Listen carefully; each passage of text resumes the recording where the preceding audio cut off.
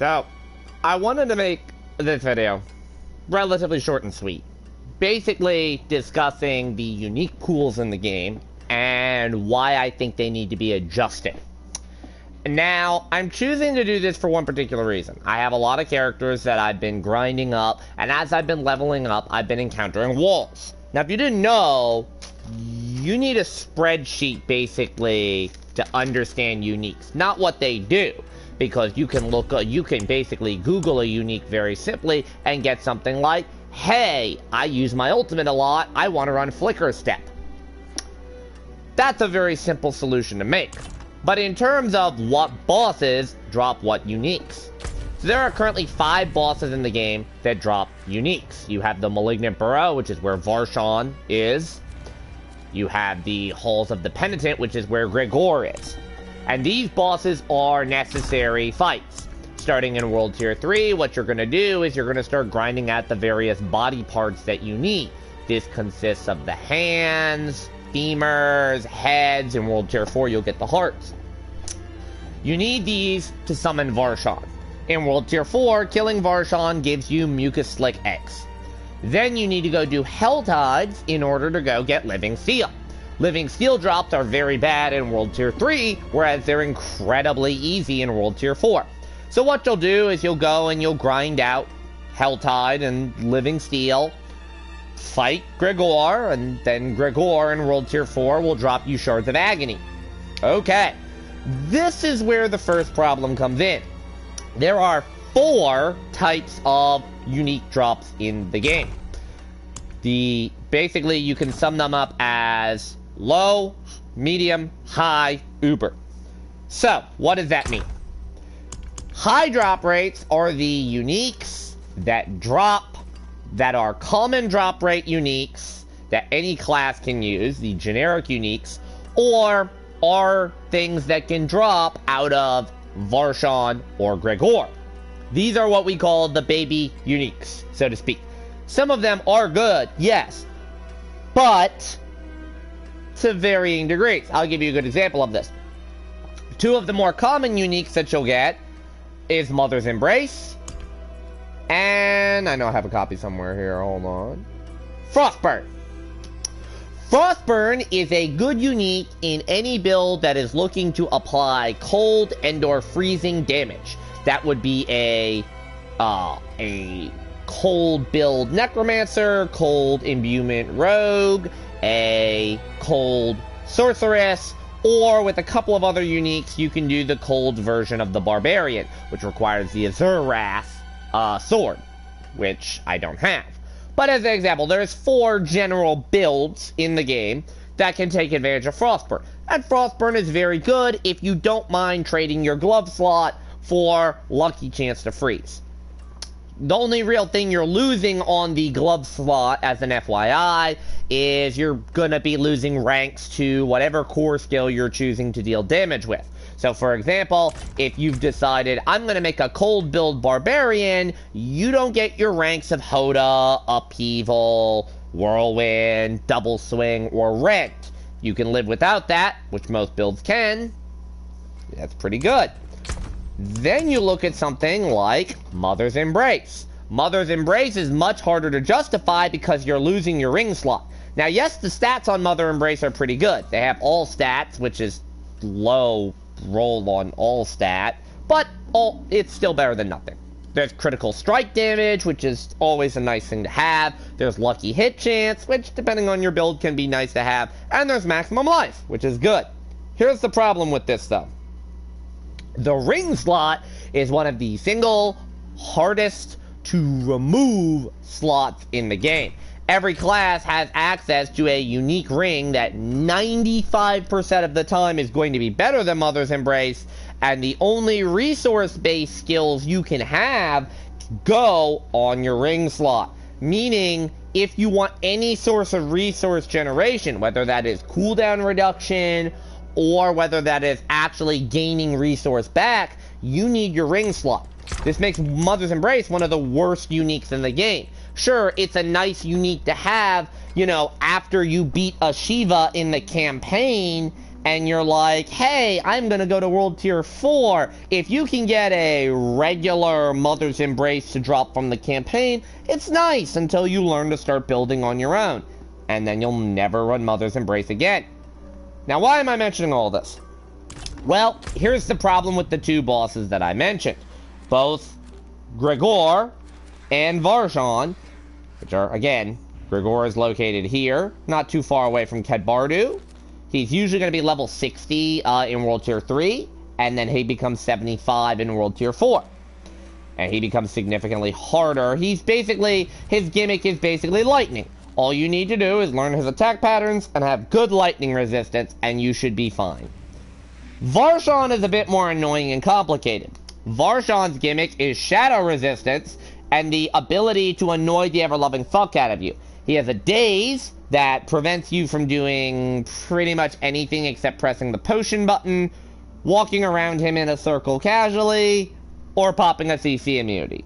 He does it a lot. He also likes to steal your mana, which makes it very difficult for you to fight him on any class that requires you to use mana. What that means is, if I'm running a build that wants to consume resource in any capacity for damage output, meaning it's not cooldown based, or it's not a basic skill build, he is the bane of your existence. He becomes very difficult to fight, because what he'll do is he'll daze you, and then while you're dazed and can't react, he'll just start draining your mana and making it harder to attack. However, he doesn't really do a lot of damage. As long as your shadow resistance is good and you have a decent amount of armor, you should be fine. Why am I mentioning this? Unique pools, like I said, have 4 drop rates, which are basically high, medium, low. And you could divide the drop rates into 3 categories, if we're going to be honest, because Uber Uniques are part of Duriel. Basically, what you have is Duriel drops, baby drops, and farming drops. What does that mean? So, every boss has their own unique loot pools, as I said before. The first bosses that you get are Varshan and Gregor, and they give you materials for fighting Duriel, which is going to be way above your pay grade. Slow down, you're not fighting that. However, big however, why am I mentioning this? A majority of what Varshan and Gregor drop is useful depending on your class. For example, if you are a druid, you're going to need to be playing this no matter what. Mad Wolf's Glee, and do I have an extra Insatiable Fury? I don't have an extra Insatiable Fury. Aww. But Mad Wolf's Glee and Insatiable Fury are 2 of the necessary builds to make pretty much any druid build work. All druid builds are going to be based around some form of a unique, and the majority of them will be Mad Wolf or Insatiable Fury. For example, any Storm build is trying to get their hands on Tempest Roar. And once you have a Tempest Roar, you want a Mad Wolf's Glee to pair with it, so that you can get 3 ranks to all of your Storm skills. So, just as an example, the majority of the time that you're grinding these bosses, you're going to be getting things that you need. Now, some bosses definitely do have relatively shitty drop rates. For example, Necromancer has a kind of a shitty drop rate because it has Bloodless Scream, it has Deathspeaker's Pendant, which is really good, but the only build that's going to use it is a minion build. And minion blood at that. Any non-minion blood build isn't going to be using that item. Same thing, Bloodless Scream is a shadow imbuement. It's for darkness and shadow skills, it turns them into chill. Not half bad, but at the same time, it's a very limited pool. And then the other thing that you have is Deathless Visage, which is Bone Spear related. The fact that you get 1 unique that drops for each of the 3 categories is nice, but that means every Necromancer that you play is only going to be going to get 1 of these. For example, as a Bone Spear Necromancer, I only care about Deathless Visage. If I get a Deathspeaker's Pendant, it sits in the stash. If I get Bloodless Scream, it's going to sit in the stash. Or it's going to get salvaged, or it's going to get sold. I'm not going to hang on to that. Now, there's a way you can step up these.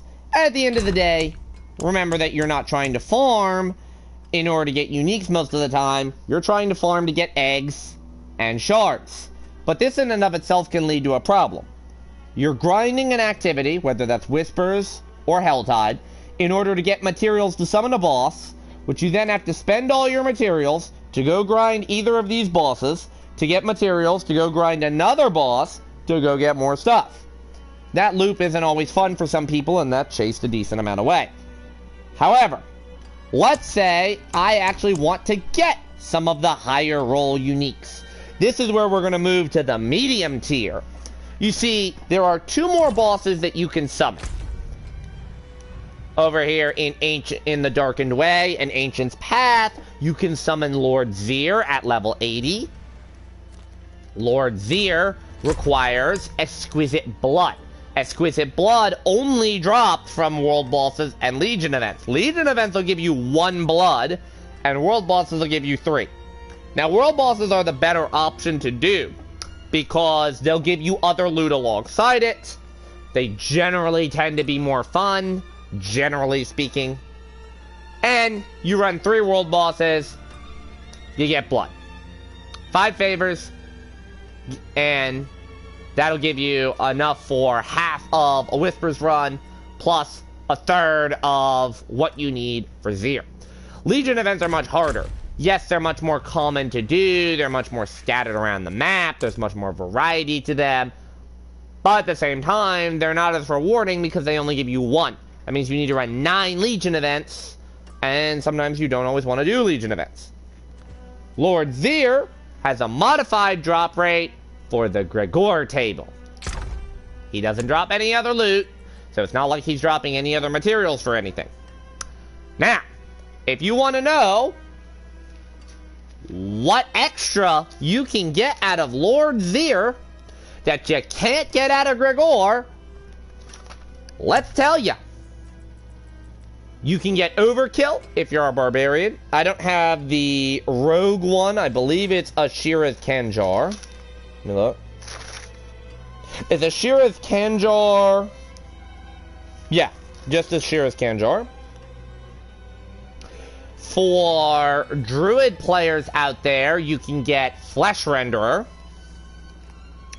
For Sorceress players, I don't have it in the stats, Isidore's Overflowing Cameo. Basically, it is a Crackling Energy Lightning Nova amulet. And for Necromancer players, you'll get access... What is it? You'll get access to Linless Wall. In addition to that, you also have 2 generics. That would be Razor Plate and... Where's Temerity? Temerity. Now, the problem with that is that realistically speaking, you can just go farm Gregor and Varshan to get most of what you need. The only reason you would specifically do Zir is if you need one of those uniques, which, as you can tell from what I have in my inventory, Overkill and Deathblow, or Temerity, I have multiple copies of those. Even though those are the medium drop rate, I get them relatively frequently. I got 1 copy of Razor Plate, but then again, Razor Plate is a very niche build. Deathblow is a relatively niche build. Temerity's a pretty good generic. I don't play Rogue, so I don't know Ashira's Kanjar. Overflowing Cameo's okay in a lightning build, but you kind of have to build into it. Flesh Render is a very specific poison build that you would have to make. If you don't like the poison build and being a little slower, a little less defensive, then it's okay. And then Linless Wall, which a lot of Necromancer players want to have access to. If you're a summon build, you're not using it, and if you're Blood or Darkness, you're not using it unless you're Infinimist. So pretty much Infinimist and Bone can take advantage of this. Yay! Again, the problem with that. Now there's another boss that you can fight that would be Beast in the Ice. Beast in the Ice is available in Glacial Fissure, but you can only summon him with a very specific Nightmare Sigil That Nightmare Sigil requires you to spend 9 Distilled Fear. Distilled Fear only drops from Nightmare Dungeons that are tier 30 and above. So, you'd have to run a tier 30 Nightmare Dungeon. Before it was even harder because it wasn't guaranteed to drop. Now it's guaranteed to drop. Thanks, Blizzard. So, what does Beast in the Ice give you that would make him worth running?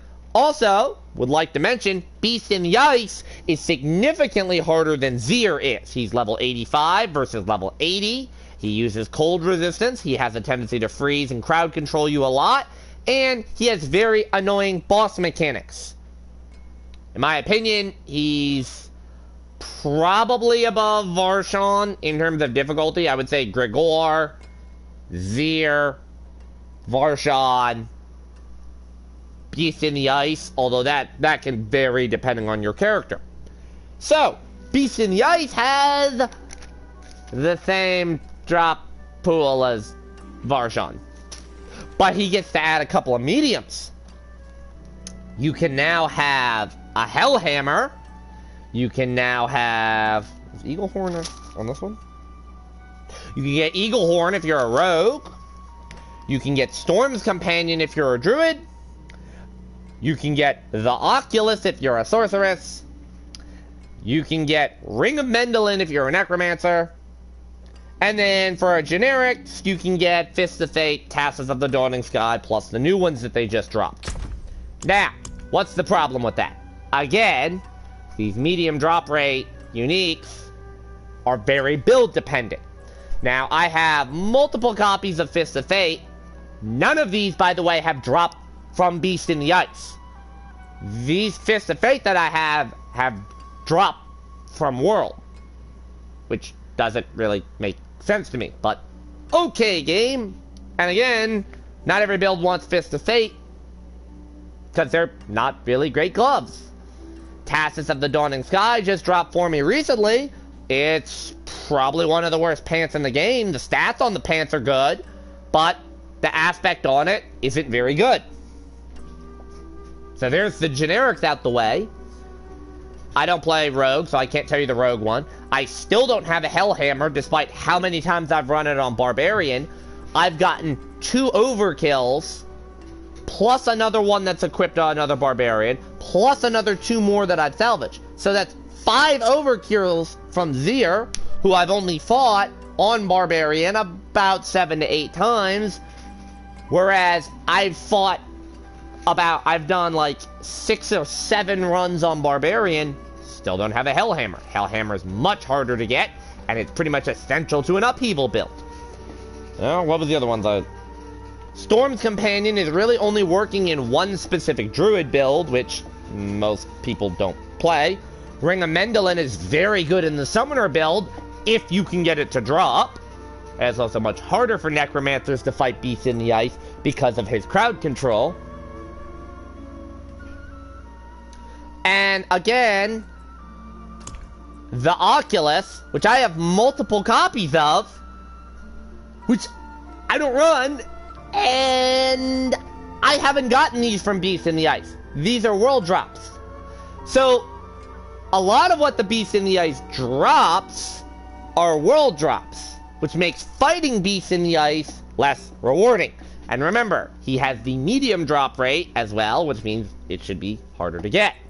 He also has access to the new uniques that drop, like the new lightning gloves. Am I in here? Another boss, Fist of Fate. Do I have the extra Pain Gouger on this character? Yeah, here we go. The new Pain Gouger gauntlets, which are good if you play basic builds that require a lot of AoE and a lot of hitting everything, that doesn't use minions, that doesn't use companions, that doesn't use damage over time effects. Just as an FYI, you know, the Fireball Meteor helmet that everybody's going goo goo gaga for, but that's a bit more generic because pretty much any sorcerer's build can give up a head slot for that, you know. So you have 4 bosses that drop relatively the same pool of uniques, all in all, that you're primarily just farming for the endgame content. Then there's the endgame content, which has Uber Uniques, which we're not going to talk about, and then the rest of Duriel's drops.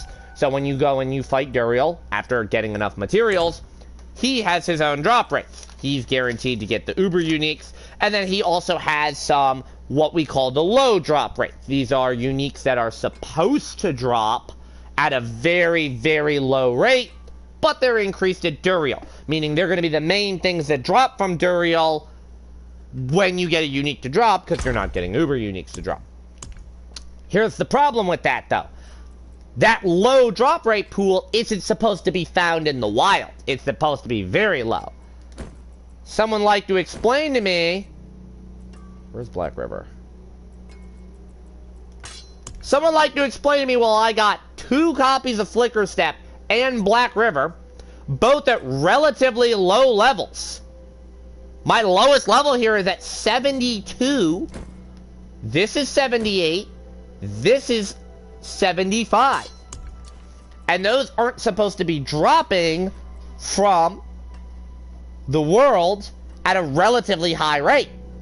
Now, the problem that I have with this system, and why I think they need to redo these pools, is because a lot of the uniques that are in that medium drop rate pool or the low drop rate pool are build changing builds.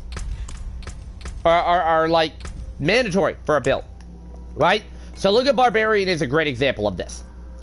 Hellhammer basically makes Upheaval viable because Upheaval is always lower damage than Hoda. Hoda is just generically better because even if you're running the same build, Upheaval costs more fury, it has a longer animation time, it's much easier to miss with it because it locks you in place to swing, meaning if the enemies move out, you can't move your camera to adjust while you're in the animation lock. Things of that nature. You know, it has a lower lucky hit chance, it deals more damage when fully upgraded, but at the same time, Hoda's just overall better. So why would anyone ever make an Upheaval build if you could just make a Hoda build? Well, Hellhammer. Here's the problem. Hellhammer doesn't drop that often. Same thing if you look at the low pool, right? You have Yorgitz, Helm of the Mighty, which is supposed to help buff up Wrath of the Berserker. You also have the Azure Wrath, which is the cold sword that basically makes a Frostburn build viable for barbarians. Because the bosses themselves have such common, with the exception of Duriel, but we're not going to talk about Duriel, they have such common drop pools, there's no reason for me to farm. Here's a great example. Let's say I want Battle Trance for Barbarian, okay? Battle Trance is a unique amulet, and what it does is it buffs up your Frenzy, basically. Gives you extra ranks of Frenzy, gives you extra stacks of the damage reduction with Frenzy if you have the Combat Frenzy over the Battle Frenzy, and it gives you bonus attack speed. Okay, so let's say I want to run Battle Frenzy. Battle Frenzy is one of the lower drops off of Gregor specifically, but I can access Gregor easier, more often, and at a lower level. So even though his drop rate is lower, and even though his actual unique is probably going to be lower item power, which means it's going to be lower level, I can also farm him much more frequently and much more easily than I could running Beast in the Ice, which, if I'm running Beast in the Ice, I would naturally want a Hellhammer, or I would naturally want one of the new uniques, like their Brawler Ring, which I don't have yet. Or I would want... You see where I'm going with this. Instead of Battle Trance, which I can already get out of Gregor. Now, when they added the new uniques into the game, like the Pain Gorger's Gauntlet, they tied them to Beast in the Ice, but they didn't change the rest of Beast in the Ice's pool. Meaning, he still has all of the exact same, but now he has a new laundry list, because as I get them, I'm going to have to fill this out now.